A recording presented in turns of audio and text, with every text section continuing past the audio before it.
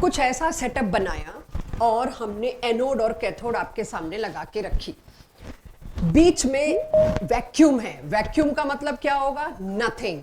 अब there are no atoms, no nucleus, no electron, no proton, no rays, nothing. तो जब मैं ये सोचूं, मैंने पूरा सर्किट बना दिया, यहाँ वोल्ट मीटर यहाँ पर मैंने बैटरी लगा दी, सब कर दिया, स्विच लगा दिया और मैं स्विच ऑन करते ही ये बल्ब जल जाएगा, नहीं जलेगा। क्यों? क्योंकि भाई सर्किट कंप्लीट नहीं है, इसलिए बल्ब नहीं जल सकता। तो यहीं पे हम सोचते हैं कि कुछ ऐसा करें कि फोटो मींस लाइट, उससे इलेक्ट्रिसिटी अगर जनरेट करनी चाहूं मैं, तो उसके लिए सबसे पहले मैंने कौन सी चूज करी? लाइट रेड कलर के। ये कैथोड, ये एनोड। रेड कलर की लाइट को, जब रेड कलर की लाइट को लगातार इस कैथोड पे डाला, जो कैथोड में किसी भी मेटल की मान लूं जैसे कि सोडियम, इस पे डाला, कुछ नहीं हुआ, बल्ब नहीं जला। 2 दिन, 4 दिन, 5 दिन, 10 साल, 5 साल, कुछ नहीं हुआ। इट मीन्स हाँ भाई लाइट जलनी ही नहीं थी, तुम करी बेवकूफी रहे थे, सर्किट कंप्लीट नहीं है। शुरू में तो एक्सपेरिमेंट करने वालों को यही सब सुनना पड़ता है। Then we change the light, we change the wavelength और वी चेंज द फ्रीक्वेंसी। हमने वेवलेंथ, आपको याद होगा 500 कुछ के आसपास येलो कलर था। लास्ट क्लास में सोडियम के येलो दिखाए भी थे। बस 500 के आसपास, आप लोग याद रखिए। सो येलो कलर की लाइट देते ही स्विच ऑन था, मैंने येलो कलर की लाइट गिराई, the moment light falls on this electrode, एकदम से बल्ब जल गया। लास्ट क्लास में बल्ब जला के भेजा था मैंने, और हमने ये भी डिस्कस किया था, हो ना हो येलो कलर की लाइट से कोई चीज तो इधर से इधर निकल के दौड़ रही है, जिसपे चार्ज है, जो सर्किट कंप्लीट कर रही है। अगर सर्किट कंप्लीट हो रहा है तभी बल्ब जल सकता है। अब वो चीज क्या होगी, ये तो आपको बता के ही भेजा था मैंने कि यहां पर जो कैथोड थी, उस कैथोड को अगर मैं मैग्नीफाई करके बनाऊं, सोडियम की कैथोड मैंने ली, उसमें था सपोज सोडियम के बहुत सारे एटम, और सोडियम एक ऐसा मेटल है जिसपे बड़ा ही लूजली बाउंड इलेक्ट्रॉन होता है। आप पढ़ के आए 281, वो आखिरी वाला electron is very loosely bound, easily निकल जाता है, इसलिए इनको हम हाईली इलेक्ट्रोपॉजिटिव एलिमेंट्स भी बोलते हैं। तो जैसे ही येलो लाइट इसके ऊपर पड़ी होगी, ये इलेक्ट्रॉन निकल के उछल के बाहर आ गया होगा। तो जैसे ये इलेक्ट्रॉन उछल के कैथोड के सरफेस पे आया, इसको सामने कौन दिखा? Anode, that to battery operated, ठीक ठाक वोल्टेज। उस पॉजिटिव चार्ज की तरफ अट्रैक्ट होके इलेक्ट्रॉन चल पड़े और मेरे को लाइट जलती दिख गई। Photo electric effect is observed with certain frequency of light, not all frequencies of light। और हर मेटल के लिए वो फ्रीक्वेंसी अलग होगी। सोडियम के लिए येलो थी तो जरूरी नहीं है सीजियम के लिए भी यही हो। हर मेटल के लिए, हर प्लेट के लिए फ्रीक्वेंसी स्पेसिफिक होगी, अलग होगी, डिसाइडेड होगी ऑलरेडी। आप उसको बदल नहीं सकते कि कुछ करके सोडियम से रेड कलर की लाइट से निकालने नहीं निकाल सकते। वही आज समझ आएगा क्यों। तो ये था मेरा फोटो इलेक्ट्रिक इफेक्ट। अच्छा, मैंने येलो के बाद क्या उठाया? रंग ग्रीन, उससे भी इलेक्ट्रॉन निकला, मींस उससे भी बल्ब जला, फोटो इलेक्ट्रिक इफेक्ट ऑब्जर्व हुआ। ग्रीन के बाद हमने बताया किसको, यूज किसको किया? ब्लू, उससे भी इलेक्ट्रॉन इजेक्ट हुआ। अब उससे भी इलेक्ट्रॉन इजेक्ट हुआ, means photo electric effect observe हुआ। यानी कि सिर्फ एक पर्टिकुलर फ्रीक्वेंसी का वेट था, एक पर्टिकुलर वेवलेंथ का वेट था, उसके बाद तो सारे शुरू हो गए इलेक्ट्रॉन निकालना। ये सारा मेरे को बड़ा स्ट्रॉन्ग डेटा के फॉर्म में आज आपके सामने डेवलप करना है। So, अब तक सबको समझ आ गया मैंने क्या किया। अब इसका एक्सप्लेनेशन सोच के निकलते हैं हम कि भाई मेरे पास एनर्जी को लेके क्या इंफॉर्मेशन है, उसे इकट्ठा करते हैं। एनर्जी को लेके इलेक्ट्रोमैग्नेटिक रेडिएशन, जिसपे शायद मेरी 4th क्लास थी या 3rd क्लास थी, उस पे आती हूँ। एनर्जी को लेके वो जो 5 पोस्टुलेट थे लास्ट क्लास में आपने मेरे को बता दिए थे, मेरे को सिर्फ पहला पोस्टुलेट चाहिए था इस फोटो इलेक्ट्रिक इफेक्ट को समझने के लिए। हमारे पास एक ही थ्योरी अभी तक चल रही थी एनर्जी की, वो थी electromagnetic radiation theory.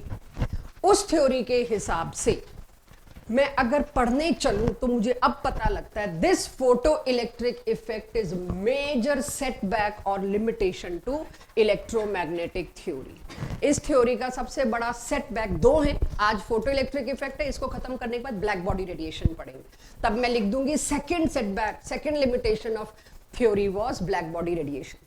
So first setback क्या लगा इलेक्ट्रोमैग्नेटिक रेडिएशन को? ये फोटो इलेक्ट्रिक इफेक्ट हजारों प्लेट्स के साथ कराया गया, पता नहीं क्या क्या लाइट्स यूज करा के कराया गया, सब कुछ करा के कराया गया, हो गया फोटो इलेक्ट्रिक इफेक्ट। तो अब मैं कहती हूँ इसमें क्या गड़बड़ थी, पहले तो वो ढूंढे। हम इलेक्ट्रोमैग्नेटिक रेडिएशन थ्योरी के को बनाने वाले साइंटिस्ट मैक्सवेल के पास जाते हैं और उनको कहते हैं sir according to your theory, सुनना फिर लिखना। ये बहुत ज्यादा इजी देसी भाषा है जो आपको समझ आए, बुक्स में इसका एक्सप्लेनेशन नहीं होता। लाइट की जो रेडिएशन है वो कॉन्टिन्यूअस मैनर में चलती है जैसे कि वेव, बिल्कुल ठीक आपने ये कहा, हाँ जी मैक्सवेल ने यही कहा।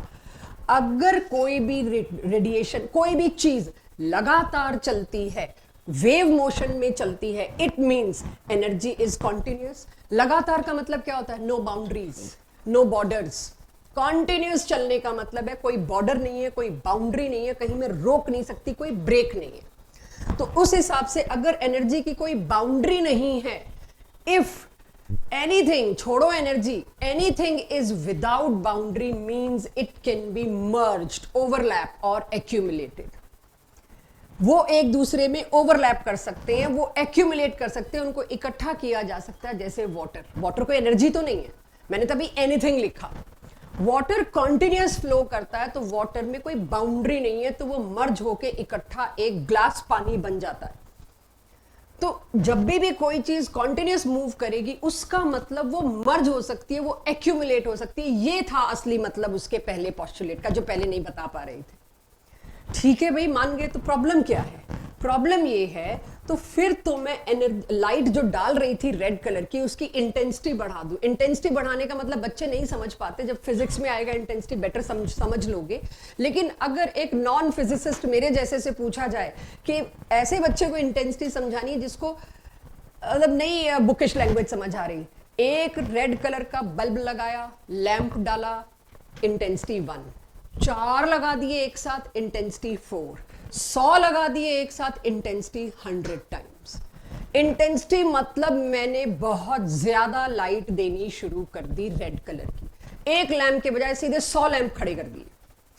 तो अगर मैक्सवेल का पहला पोस्टुलेट सही था तो मैंने क्या किया, मैंने ये भी ट्राई किया मैक्सवेल के पास जाने के बाद कि सर आपकी बात को हम गलत प्रूफ करने के लिए एक्सपेरिमेंट लाएं, एविडेंस लाएं। और वो एविडेंस देखिए, पहले मैंने बताया एक ही लैंप, रेड कलर का एक अच्छा लैंप लिया और उससे लाइट डाले जा रहे हैं। अब मैंने उस कैथोड को लिटा दिया सोडियम प्लेट, मेटल प्लेट। अब वो इतना बड़ा सेटअप नहीं, सोडियम की मेटल प्लेट ये रही, इस पे मैंने रेड कलर की इंटेंसिटी से लाइट थ्रो करी और कोई फोटो इलेक्ट्रिक इफेक्ट नहीं आया। फिर हमें लगा 20 लैंप लगा देते हैं एक साथ। नंबर 2, देख रहे हो लाइन का मोटापा, मैंने बड़ा कर दिया, लाइन को मोटा कर दिया, दिखाने के लिए कि इंटेंसिटी ज्यादा है रेड कलर ही, मैं फ्रीक्वेंसी नहीं चेंज कर रही, वेवलेंथ नहीं चेंज कर रही। और यहां मैंने 50 टाइम्स इंटेंसिटी बढ़ा दी। The width of arrow tells me the change in intensity. ऐसे डायग्राम अच्छे कॉम्पिटिटिव एग्जाम्स में एक्सपेक्ट करिए। तो ये आपको इंटेंसिटी हाई के साथ दिखा, ना इसमें फोटो इलेक्ट्रिक इफेक्ट आया, ना इसमें आया, ना इसमें आया। अगर लाइट कॉन्टिन्यूअस जा रही होती, एनर्जी रेडिएशन की कॉन्टिन्यूअस फ्लो कर रही होती, तो जहां मैंने 50 लैंप लगाए थे, 50 लैंप की एनर्जी एक साथ मर्ज होके 50 टाइम्स एनर्जी बना देती। 50 टाइम्स एनर्जी बना देती तो कैसे इलेक्ट्रॉन अंदर रह सकता था? पॉसिबल ही नहीं था। इसका मतलब हम जो इलेक्ट्रोमैग्नेटिक रेडिएशन के पहले पोस्टुलेट से उस जमाने में सोच रहे थे, 2 लैंप लगाया तो एनर्जी 2, 10 लगाए तो एनर्जी 10 टाइम्स, 50 लगाए तो एनर्जी 50 टाइम्स, 100 लगाए तो एनर्जी 100 टाइम्स। ये थी इलेक्ट्रोमैग्नेटिक रेडिएशन थ्योरी। फिजिक्स में अभी भी आप पढ़ोगे, सही पढ़ोगे, वहां नहीं बोलेंगे ये वाली बात जो केमिस्ट्री में। फिर एंड आएगा कि डुअल है, इसके 2 चेहरे हैं एनर्जी के, डुअल फेज्ड है, राइट? तो उसको मैं यही सेटल करूंगी, केमिस्ट्री में ही सेटल किया जाता है इन 2-3 days.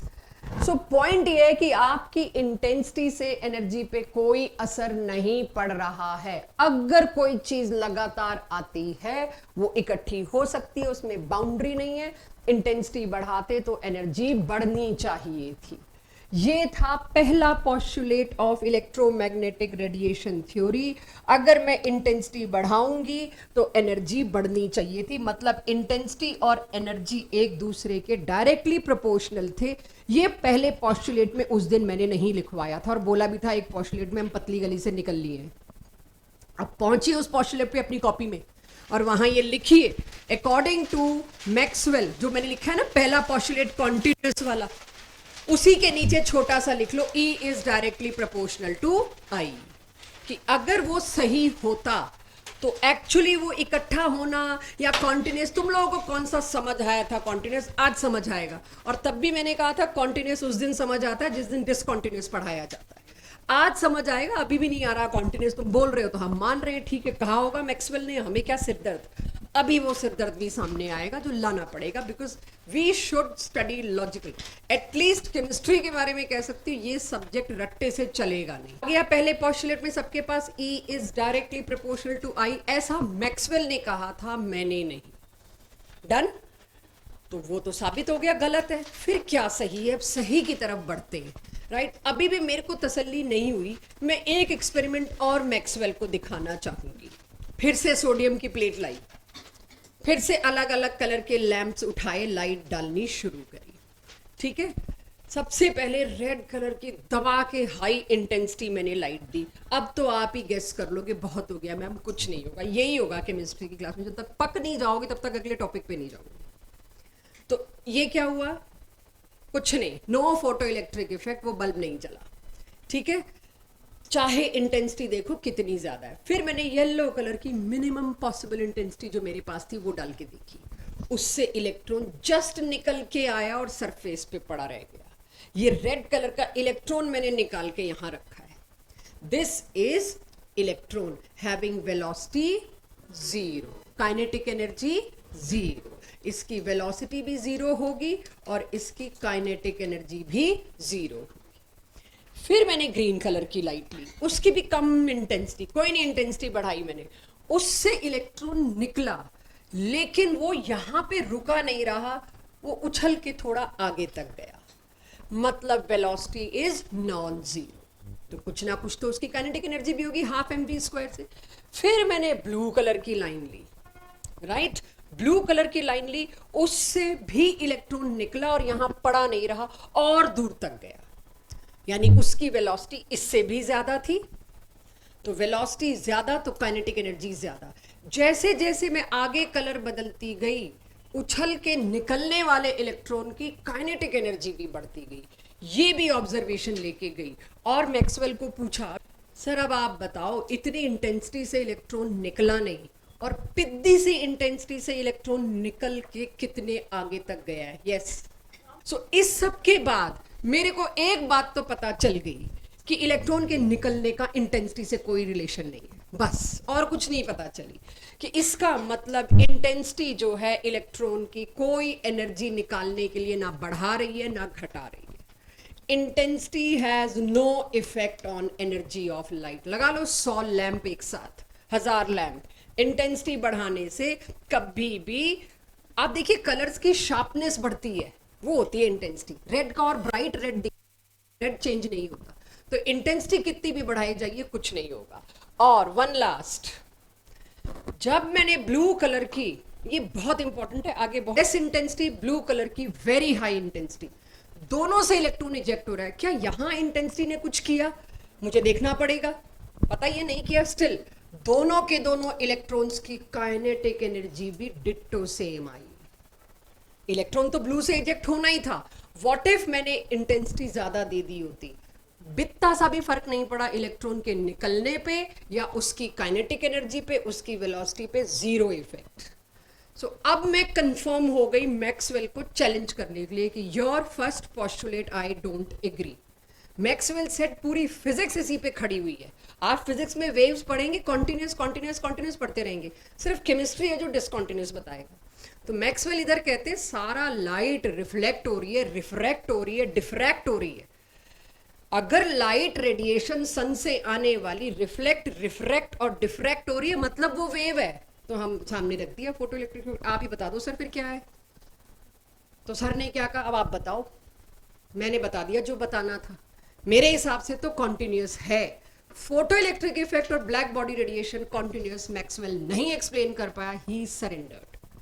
That's why biggest setback to the theory was photoelectric effect, black body radiation and so many। आपका सिलेबस सिर्फ 2 को लेता है। तो चलिए अब ये यहाँ मदद करने आए प्लैंक्स। तो आज का टॉपिक, आज की डीपीपी ये है। जो बच्चा अभी लेट आया है यहीं से कनेक्ट करो क्लास में, और जो भी बच्चे अपने हेड को सपोर्ट दे के बैठे हैं कि थोड़ा सहारा मिल जाए युवराज, तो उससे क्या होगा, नींद ही आएगी। Don't give that. मुझे ऐसे लग रहा है आधा काम तो माँ वाला करना पड़ रहा है मेरे को, कैसे बैठो कैसे उठो। प्लीज मम्मी वाला काम मैम को मत दो, ठीक है। सिट अपराइट जी। साइंटिस्ट प्लैंक ने आके सिर्फ एक छोटा सा चेंज किया, इलेक्ट्रोमैग्नेटिक रेडिएशन थ्योरी के फर्स्ट पॉस्टुलेट को थोड़ा सा बदल दिया, ट्वीक कर दिया, बस। सिर्फ पहले पॉस्टुलेट के लिए इनको आना पड़ा। प्लैंक्स कहते हैं फोटो इलेक्ट्रिक इफेक्ट को देखकर एनर्जी जो ट्रेवल करती है वो कॉन्टिन्यूस नहीं करती जी, डिसकॉन्टिन्यूस करती है। यहाँ फिजिक्स और केमिस्ट्री हमेशा लड़ेंगे, हमेशा, और उसका कंक्लूजन भी आएगा आपके सामने कि energy travel in discontinuous manner. लगातार आती ही नहीं जी। आप सोच के देखो, मैंने तब तो नहीं बोला था जब पढ़ा रही थी, अगर एनर्जी इस बल्ब से या सन से लगातार आ रही होती, मर्ज होती, तो मैं धूप में खड़ी हूं और सन से एनर्जी मेरी स्किन के अंदर घुस रही है, हीट पता भी लगता है, महसूस भी होता है। अगर वो हीट स्किन के अंदर जाके एनर्जी एक्यूमुलेट, इकट्ठी हो सकती होती ना, 1 मिनट में जल जाना था पूरी लाइफ ने। Life is not possible. अगर एनर्जी लगातार आ रही होती, खड़े खड़े पेड़ों ने जल जाना था। अंदर अगर वो सन वाली एनर्जी इकट्ठी हो गई, खुदा ना खास्ता, तो क्या होगा, इतनी एनर्जी लाइफ के नॉट हैंडल। तो शर्त, हम लोग जिंदा हैं, सबूत इसी बात का यही है कि एनर्जी अगर सन से लगातार आ रही होती पानी की तरह, और जैसे नदियां इकट्ठी हो रखी हैं पानी, वैसे ही अगर एनर्जी इकट्ठी हो गई होती तो हर जगह बस ब्लास्ट ही होता, कुछ नहीं होता। तो यस, एनर्जी लगातार नहीं आ रही है। मैं वेव्स की बात नहीं कर रही, मैं एनर्जी की बात कर रही हूँ। तो चलो, आज तो लग रहा है बचा लिया प्लैंक्स ने, सही है। So energy is not travelling continuous, it is travelling discontinuous. मेरे साथ साथ एक एक शब्द लिखेंगे यहाँ का, ये बहुत इंपॉर्टेंट है। In continuous manner, that is in the form of छोटे छोटे पैकेट्स कॉल्ड एज क्वांटम और फोटोन और क्वांटा। सिंगुलर प्लूरल है और कुछ नहीं। क्वांटम इज सिंगुलर, प्लूरल होता है क्वांटा। यानी energy is travelling in discontinuous manner in छोटे छोटे packets, small packets having boundaries, borders, कुछ भी कहिए, आगे दिखा रही हूं वो। और हर पैकेट को प्लैंक्स ने नाम दिया क्वांटम। और अगर लाइट का पैकेट है तो उसको स्पेशल नाम दे दिया गया फोटोन। ये यहां इमेजिन करना है, किताबें शायद अब दे रही हूं तो पता नहीं। ये एक एनर्जी का सोर्स, ये ऑब्जर्वर। रेड कलर क्या था, मैक्सवेल, लगातार आती है जी वेव की तरह बिना ब्रेक के ये। लेकिन प्लैंक्स ने क्या कहा, ना, ये जो तुम लगातार सोच रहे हो ना, दिस इज रॉन्ग। लगातार नहीं आती। कैसे आती है, छोटे छोटे पैकेट में पैक होके, छोटे छोटे पैकेट में पैक होके ट्रेवल कर रही है। अभी आपके उन सवालों के जवाब भी मैं कोशिश करूंगी दे पाई तो। बट पहली चीज, आज के बाद सन से जो लाइट मेरे पास आ रही है, छोटे छोटे पैकेट्स में बंध के आ रही है, बाउंड्री है उसकी, बॉर्डर है उसका। और हर पैकेट को मैंने बोला फोटोन या क्वांटम। एक पैकेट यहां से चला और वो पहुंचा ऑब्जर्वर तक, तो ये पहला पैकेट एंड में यहां पहुंच गया। और you can also imagine that कि पहले पैकेट ने अगले खाली पैकेट को एनर्जी दी, इस पैकेट ने अगले खाली पैकेट को एनर्जी दी। कुछ भी समझ सकते हैं, ये आपके ऊपर है, क्योंकि किसी ने जाके पैकेट की बाउंड्री देखी नहीं है। ये हाइपोथेसिस है जिसपे अभी तक हम जिंदा हैं, जिसपे हम अभी तक काम चला रहे हैं। सो ऐसे छोटा छोटा एक पैकेट ऑब्जर्वर तक जाएगा।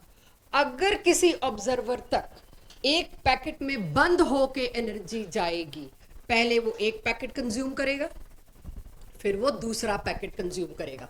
लास्ट क्लास में मैंने आपको ग्लास ऑफ वाटर, इसको बनाना मत, या चलो खैर आपका मन करे कि नहीं बनाना ही है, मेरे को ऐसे समझ नहीं आता, योर विश। अगर पानी लगातार ना गिर के छोटे छोटे पॉलीपैक्स में गिर रहा होता, बहुत छोटे छोटे पॉलीपैक्स में बंद होके, और वो मैं यहां पर देखती, तो क्या ये सारा पानी मर्ज हो सकता था? मतलब ही नहीं। ये हमेशा अपनी आइडेंटिटी रखता, मैं पहला पैकेट था, मैं दूसरा था, मैं तीसरा था। इनकी आइडेंटिटी कभी मर्ज नहीं होगी, राइट? अलग अलग कलर के गिर रहे होते तो मैं दिखा भी देती कि हाँ अलग अलग रंग कभी मर्ज नहीं होंगे।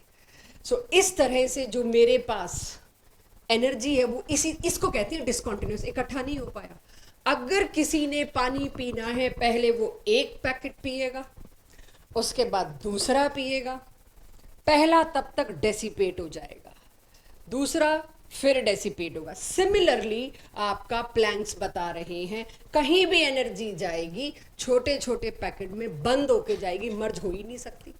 आपकी बॉडी एक पैकेट रिसीव कर रही है, उसे डेसिपेट कर दिया, पसीना आ गया। दूसरा पैकेट रिसीव किया, उसको डेसिपेट कर दिया। तीसरा किया, उसको डेसिपेट कर दिया। दो पैकेट्स की एनर्जी कभी मर्ज नहीं होगी। एट ए टाइम एक atom, coming to my subject, एक एटम एक ही पैकेट ले सकता है।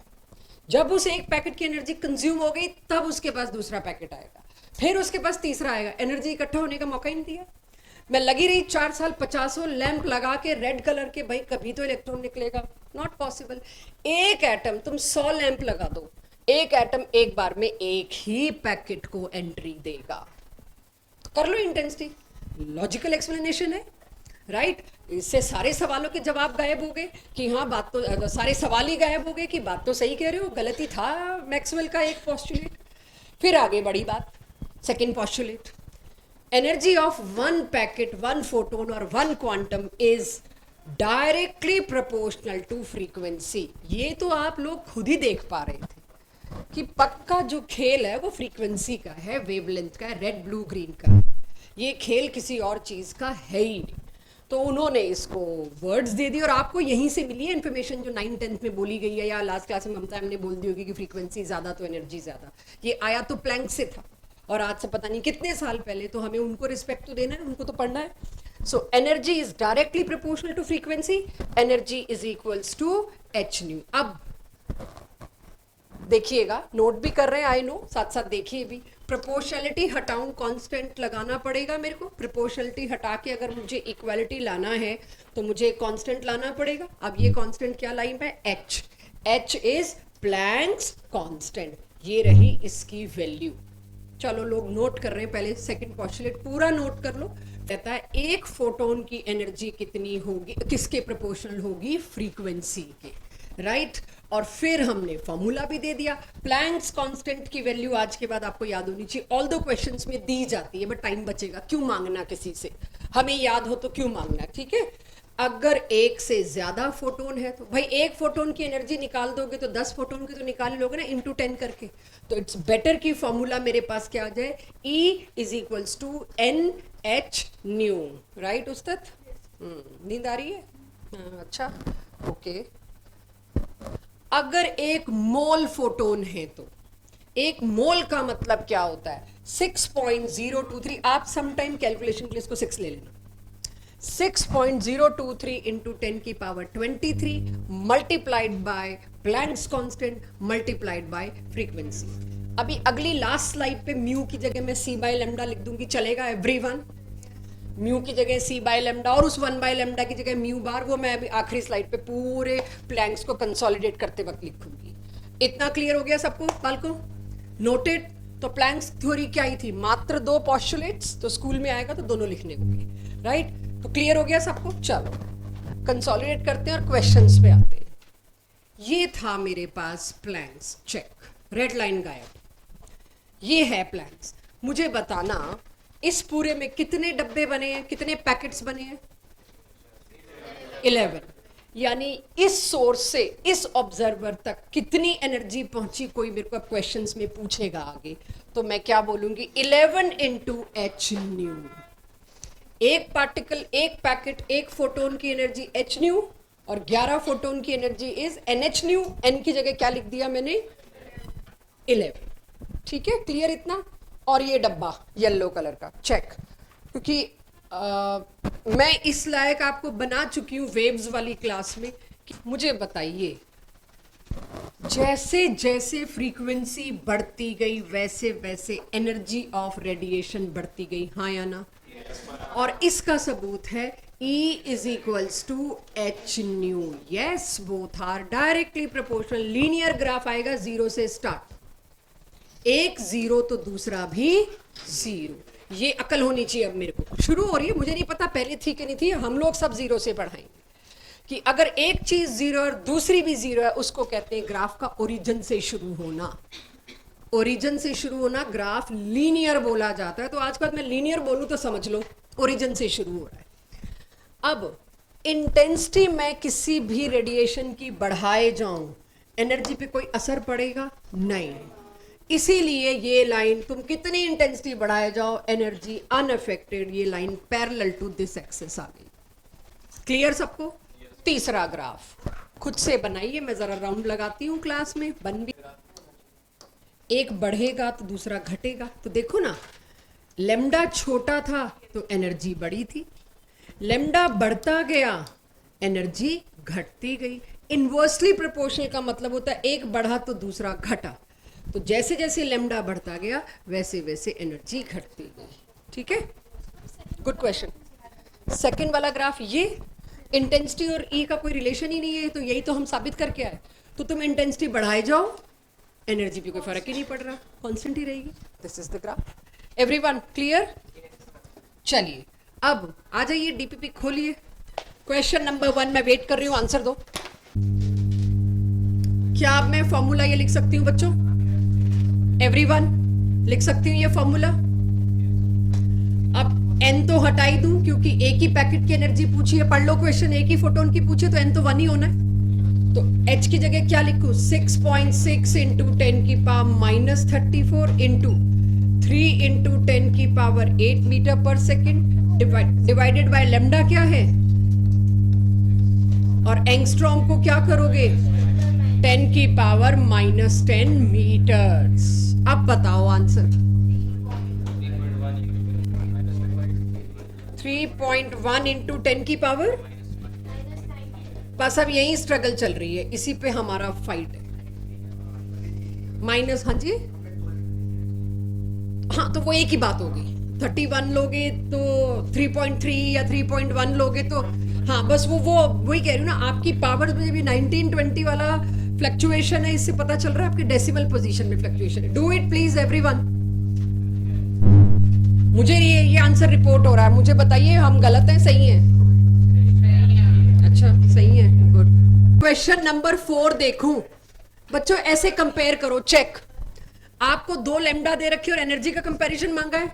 कैलकुलेशन से बचने का तरीका, पहली वाली जो भी है calculation H C by lambda 1 value put कर दो, दूसरे वाले का H C by lambda 2, avoid calculation, ये तो काट दो। अब आप बता दो एनर्जी ऑफ फर्स्ट इज इतने टाइम्स बड़ी देन सेकंड, कुछ ऐसे बता सकते हो आप, लेकिन ऐसा कुछ एक्सप्लेनेशन आपको देना पड़ेगा। पूरा नहीं करना तो ये एक स्मार्ट तरीका है, ज्यादा कैलकुलेशन भी पल्ले नहीं पड़ी और बता भी दिया। तो 4th क्वेश्चन तक सब पहुंच गए, तो मैं 3rd करा लूं पहले। चलो अब सभी लोग जरा 3rd क्वेश्चन के लिए कॉन्सेप्ट को समझो, उसके बाद फिर 3rd क्वेश्चन करेंगे। क्वेश्चन 3rd पढ़ने से पहले मेरे को देखना है मेरी क्लास को पावर के बारे में क्या नॉलेज है। पावर इज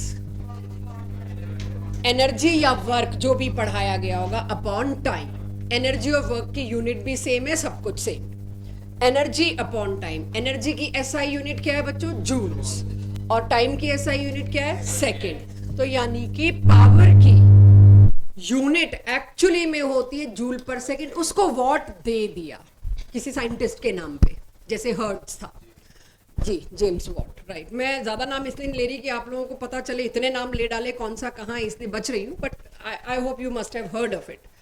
तो वॉट इसको रिस्पेक्ट करने को दिया, यानी अगर आपके घर में कोई बल्ब है 9 वॉट का, 10 वॉट का या 100 वॉट का, उसका क्या मतलब है आज के बाद? 100 वॉट के बल्ब में हम ये देखते हैं 100 जूल्स निकल रहा है 1 सेकेंड में। आंखों को चुभता है 100 वॉट का बल्ब कि इतनी रोशनी नहीं झेली जा रही, 1 सेकेंड के अंदर 100 जूल एनर्जी। तो नाइट लैंप्स में जो बल्ब आता है वो शायद 6 वॉट का आए, कई तो 0 वॉट का भी लगाते हैं, 2 वॉट का आए, कि वो आंखों को चुभना नहीं चाहिए। सो 100 वॉट मीन्स 1 सेकेंड के अंदर 100 जूल। अब भी खड़े खड़े में पूछ लो इसके अंदर कितने फोटोन निकल रहे होंगे, तो क्या करोगे? एनर्जी दे रखी है एच न्यू, फ्रीक्वेंसी मांग लो बस क्वेश्चन में। तो हाँ, एक सेकेंड, एनएच न्यू, आप कहो बस मैम बता दो कौन सी फ्रीक्वेंसी की लाइट है, मैं बताती हूँ 1 सेकंड के अंदर कितने फोटोन फेंक रहा है वो बल्ब मेरे पे, जो चुभ रहा है मेरे को। क्यों चुभ रहा है? क्योंकि 1 सेकंड के अंदर इतने सारे फोटोन्स थ्रो कर रहा है।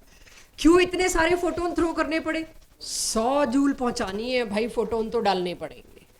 तो यानी if 100 watt bulb that is 100 joules in 1 second, तो 100 जूल्स अगर 1 सेकेंड में, फ्रीक्वेंसी मैं दे दूं, एच आपको पता है, एन निकाल दोगे, नंबर ऑफ फोटोन्स एवरीवन।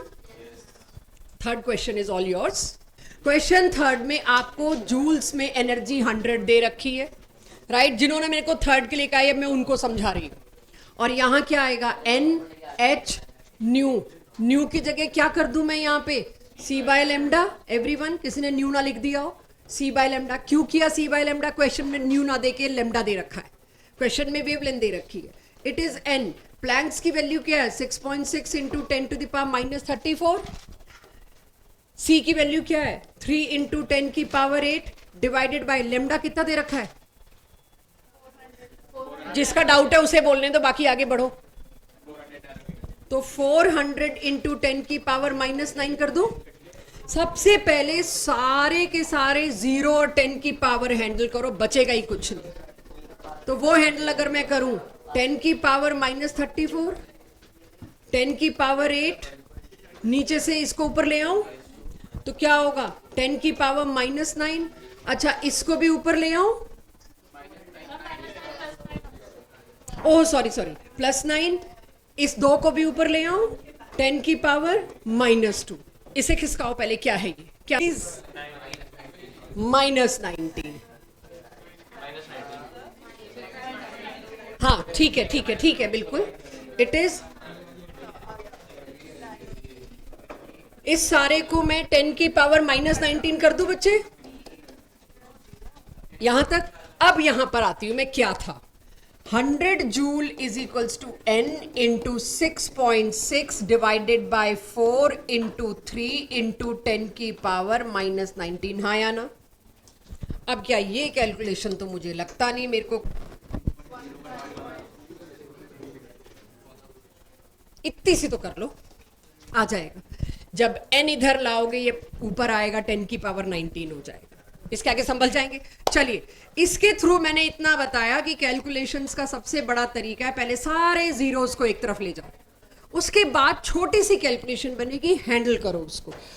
आपको कहा गया है कि एक मेरे को काम दिया गया, क्लोरीन के मॉलिक्यूल, क्लोरीन का मॉलिक्यूल क्या होगा? Cl2। क्लोरीन के मॉलिक्यूल को तोड़ना है, डिसोसिएशन करना है by the use of photochemical. Photochemical मतलब photo means light. Light radiation use करके मेरे को क्लोरीन के बॉन्ड को तोड़ना है, ये मकसद है मेरा। अब चाहे मेरे को अपनी आंखों से देखने के लिए लाइट चाहिए या क्लोरीन के मॉलिक्यूल को तोड़ने के लिए लाइट चाहिए, किसी भी काम के लिए लाइट चाहिए, रेडिएशन चाहिए, तो मेरे को कहा गया है आप वेवलेंथ निकालिए इस रेडिएशन की जो इतनी एनर्जी दे सके, enough, which can give us enough energy so that chlorine molecule का बॉन्ड टूट सके, राइट? और कहा गया है इस बॉन्ड की एनर्जी कितनी है? भाई एनर्जी दोगे तभी तो वेवलेंथ दे पाएंगे।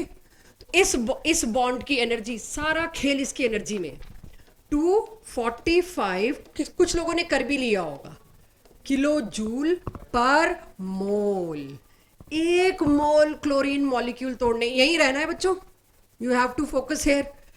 1 मोल क्लोरीन मॉलिक्यूल तोड़ने में मेरे को कितनी एनर्जी देनी पड़ी? इतनी।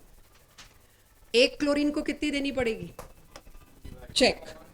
1 मोल Cl2 मॉलिक्यूल को ब्रेक करने में मुझे एनर्जी देनी पड़ी 245 किलो जूल, यहां वो बात बोल रखी है। 1 मॉलिक्यूल के लिए कितनी होगी? 245 किलो जूल को जूल में कर दूं बच्चों? इतना तो कर सकती हूं जूल, ठीक है? डिवाइड बाय एवोगैड्रो नंबर, और वो एवोगैड्रो नंबर क्या है? 6 इंटू 10⁻23, क्योंकि अभी डेसिमल्स में आप दिक्कत दे रहे हो थोड़ी, कोई बात नहीं। इतनी एनर्जी आ जाएगी अगर आप एक Cl2 मॉलिक्यूल को तोड़ते, क्योंकि एक फोटोन जाएगा ना एट ए टाइम, तो ये एनर्जी बच्चे निकालने की कोशिश करेंगे। उसके बाद that energy is needed from 1 photon. फिर निकालिए आप लेमडा जो पूछा है करिए। वो पर मोल का मतलब डिवाइडेड बाय मोल नहीं था, वो पर मोल का मतलब था एक मोल में इतनी एनर्जी लगी। वो पर का मतलब मोल से डिवाइड नहीं था, वो था पर मोल, मींस एक मोल को देने में इतनी। मैंने सिर्फ मोल को खोल दिया, ठीक है, मोल की जगह 6 × 10⁻23 कर दिया। दोबारा बता दूं, चलिए जिनको ये समझ नहीं आया मैं दोबारा बता रही हूँ। Feel free to ask me, कोई भी चीज दोबारा बतानी है, हेजिटेट मत करना, 12th में मौका नहीं मिलेगा। ये क्वेश्चन मेरे को कह रहा है क्लोरीन के मॉलिक्यूल को डिसोसिएट करने के लिए मेरे को एक रेडिएशन लानी है लैब में, और तुम्हें ये काम दिया गया है रिसर्च करके बताओ कौन सी रेडिएशन का लैंप लगाऊं। बहुत खर्चा होता है, सारी नहीं ला सकती, मेरे को एक ही लैंप लाना है जिससे वो रेडिएशन निकले जो क्लोरीन के मॉलिक्यूल को तोड़ दे। तो आपने घर जाके क्या काम किया, क्या रिसर्च किया, मुझे बता दो क्लोरीन की एनर्जी कितनी होती है, तोड़ने के लिए एनर्जी कितनी लानी है, उसी का बल्ब ला के दूं। तो क्लोरीन के बॉन्ड को तोड़ने की एनर्जी दे दी गई 245 किलो जूल पर मोल। पर मोल मतलब एक मोल को तोड़ने के लिए तुम्हें इतनी एनर्जी चाहिए। मेरे को तो एक ही बॉन्ड तोड़ना है, तो उसके लिए पहले मैंने देखा एक मोल को तोड़ने के लिए इतनी एनर्जी चाहिए, तो एक Cl2 के बॉन्ड को तोड़ने के लिए कितनी एनर्जी चाहिए। तो उसके लिए मैं क्या करूंगी, एक मोल, मोल का मतलब क्या होता है 6 × 10⁻23, यानी 6 × 10⁻23 के लिए इतनी एनर्जी चाहिए थी, एक के लिए कितनी चाहिए होगी, डिवाइड कर दिया। डिवाइड करके मेरे पास क्या आ गई, एक बॉन्ड तोड़ने में कितनी एनर्जी चाहिए। जैसे ही वो एनर्जी तुम निकाल लोगे, अब मैं कहूंगी लाओ जी लैंप जो ये एनर्जी दे दे, तो उसके लिए hc/λ एनर्जी लैंप से निकलने वाले एक फोटोन की उतनी होनी चाहिए जितनी मेरी जरूरत है। निकाल के वो यहां पुट करी, h की वैल्यू पुट करी, c की वैल्यू पुट करी, जो वेवलेंथ आया रिपोर्ट कर दी। एक और यूनिट है, समझ लो, इलेक्ट्रॉन वोल्ट। एक इलेक्ट्रॉन पे 1 वोल्ट पावर लगाई, 1 वोल्ट करंट लगाया तो कितनी काइनेटिक एनर्जी पैदा होगी। आपको पता है कोई भी चीज दौड़ती है भागती है तो काइनेटिक एनर्जी होती है। तो एक इलेक्ट्रॉन पर 1 वोल्ट लगाते हैं तो उससे निकलने वाली एनर्जी को unit he they the electron volt. क्या भाई, अब इनका कन्वर्जन समझाओ। 1 जूल का मतलब इतने इलेक्ट्रॉन वोल्ट। काफी क्वेश्चंस में ये गिवन होगा नीचे कि 1 जूल का मतलब इतने इलेक्ट्रॉन वोल्ट, लेकिन जेई एडवांस में अगर आप एक्सपेक्ट करें सर आपने तो यूनिट देनी, हम क्वेश्चन कैसे करेंगे, तो सर कहेंगे तुम घर जाओ, राइट। तो जेई एडवांस में आप ये एक्सपेक्ट मत करना कि आपको यूनिट मिल जाएगी, यूनिट कन्वर्जन मिल जाएगा। सो 1 जूल इज 6.24 × 10⁻18 इलेक्ट्रॉन वोल्ट। हाँ या ना? मजबूरी यस मैम के अलावा कुछ बोल भी नहीं सकते, अभी याद करना है आपको। देखो ये फिर भी क्वेश्चन पूछ सकता है, यस सर, यस यस बिल्कुल सही बोला। अब वो मैं एंड में ला रही हूं, बिल्कुल सही बोला तुमने जो कहा। अगर 1 जूल का मतलब इतने इलेक्ट्रॉन वोल्ट है तो 1 इलेक्ट्रॉन वोल्ट का मतलब इतने जूल। कौन सा तुम्हारे लिए याद रखना आसान होगा, ये, क्योंकि इलेक्ट्रॉन का चार्ज है ये। तो सोचिए, एक वही चीज अब ला रही थी मैं जो तुमने बोला, 1 इलेक्ट्रॉन पे जब तुम 1 वोल्ट लगाओगे, E × V, E क्या है, this E is actually charge. इस चार्ज पे तुम 1 वोल्ट लगाओगे तो इतनी ही एनर्जी होगी। तो इलेक्ट्रॉन वोल्ट से जूल का कन्वर्जन याद कर लो, तो जूल से इलेक्ट्रॉन वोल्ट का कन्वर्जन खुद निकाल सकते हो। तो अब आप ये इलेक्ट्रॉन वोल्ट के लिए बात, अक्सर बड़े बड़े महंगे महंगे क्वेश्चंस में गलती होती है। What is the meaning of electron volt? Check once again. एक इलेक्ट्रॉन पर 1 वोल्ट का पोटेंशियल लगाऊं तो उससे जो एनर्जी पैदा होती है वो होगी 1 volt into charge of electron. 1 volt into charge of electron is 1.6 × 10⁻19 joules. तो आपको इलेक्ट्रॉन वोल्ट और जूल के बीच का रिलेशनशिप इस चैप्टर में बहुत याद करना है। मैं आज की क्लास यहां एंड कर रही हूं, इसको आप अच्छे से नोट करिए। आज का टेस्ट दीजिए। अगर आज